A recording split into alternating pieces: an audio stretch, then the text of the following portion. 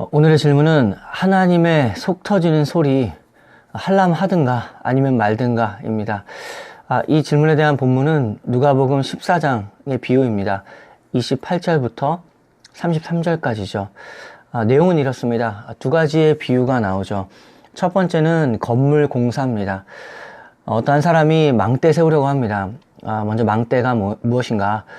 NIV 영어 번역을 보면 타워입니다. 그것이 보관 창고든 아니면 도둑이나 적을 방어하는 수단이 되든 망대를 세우려는 사람이 있습니다. 그런데 그것을 세우려면 계획을 하고 비용을 계산하는 것이 당연한 이치죠. 만약에 세운다고 기초만 쌓아놓고 예산 모자라서 세우지 못하면 기초를 쌓는데 비용이 들었고 그것을 한마디로 날리게 된 것이죠. 지나가는 사람들이 보면서 왜 저렇게 일을 하나 비웃음을 당할 것입니다.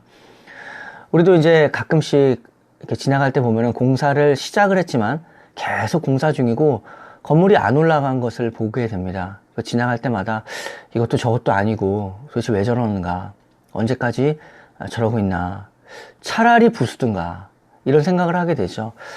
두 번째 비유는 전쟁입니다. 어떤 왕이 전쟁을 앞두고 있습니다. 전쟁은 죽기 아니면 살기, 피해가 대단히 막심한 것이죠. 그런데 자기가 가진 군대는 10,000명입니다. 상대는 20,000명이죠. 그럼 이게 싸움이 되는 것인가? 생각해 보지 않겠습니까? 당연히 왕이라면 그것을 고민하게 되는 것이죠. 차라리 질 것 같으면 어떻게 해서든지 백성을 보호해야 되니까 화해를 청해서라도 이 상황을 해결하려고 할 것입니다. 비록 세세한 줄거리가 두 비유가 다를지라도 핵심은 같습니다. 값을 계산하라. 예수님을 따르는 것이 무엇인지 신중하게 생각하고 계획하고 진행하라. 제자가 되기 위해서는 치루어야 할 값이 있다. 33절이죠. 이와 같이 너희 중에 누구든지 자기의 모든 소유를 버리지 아니하면 능히 내 제자가 되지 못하리라. 자기의 모든 소유, 그리고 더 나아가 자기의 목숨, 그리고 자기 자신까지 버려야 한다는 것입니다. 그것이 제자가 치루어야 할 값입니다. 보네퍼의 나를 따르라 라는 책을 보면 그 영어 제목이 The Cost of Discipleship입니다. 제자가 되기 위해서는 값이 있다라는 것이죠. 보네퍼는 그것을 자기 포기 그리고 자기 희생이라고 말했습니다. 이 비유를 둘러싸고 있는 26절을 보면 내 제자가 되지 못하고, 또 그 다음 27절 내 제자가 되지 못하리라, 그리고 33절에서도 마지막 내 제자가 되지 못하리라, 이 비유를 이렇게 둘러싸고 있는 것이죠. 이것을 듣다 보면은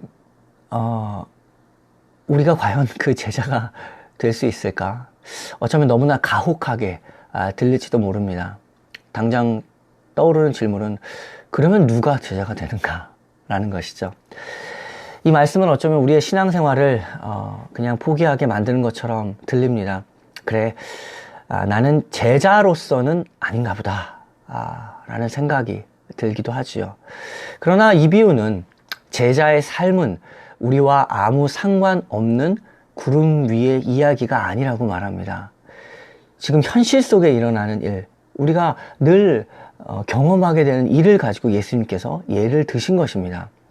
세상의 이치도 이러하다. 하물며 믿는 자의 영적인 이치라는 것은 어떠해야 하는가? 하지 말라는 게 아니라 정말 참된 제자로 살아가라.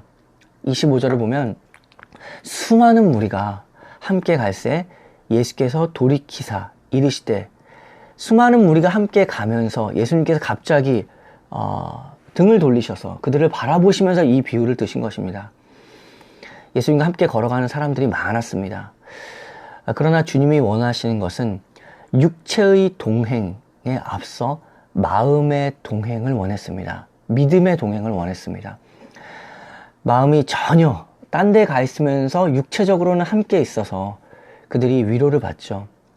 나는 신앙생활 하고 있다. 나는 가고 있다.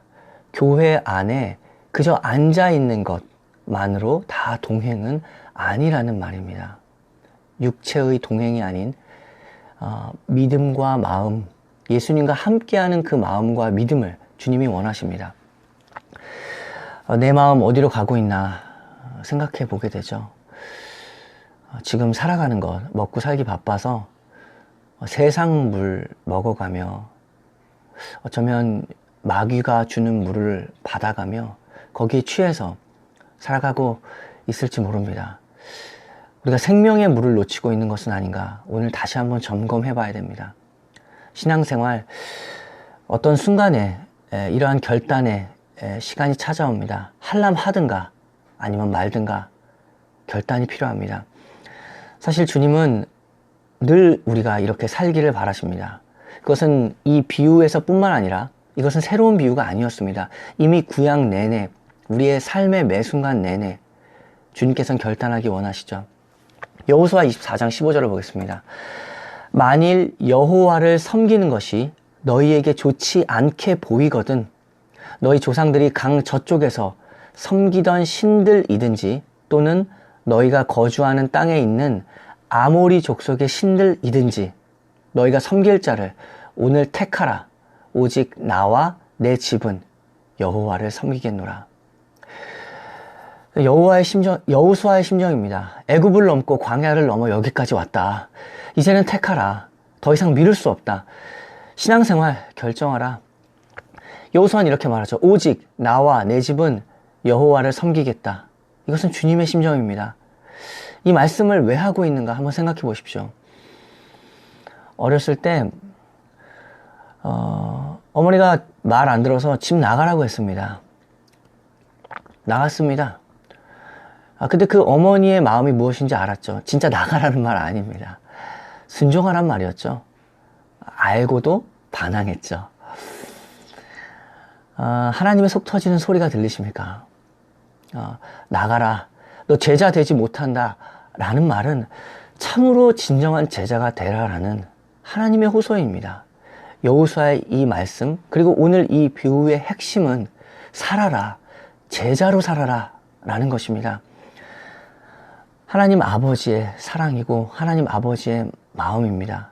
이것이 이 비유를 통해 예수님이 우리에게 말하고 싶은 진심입니다.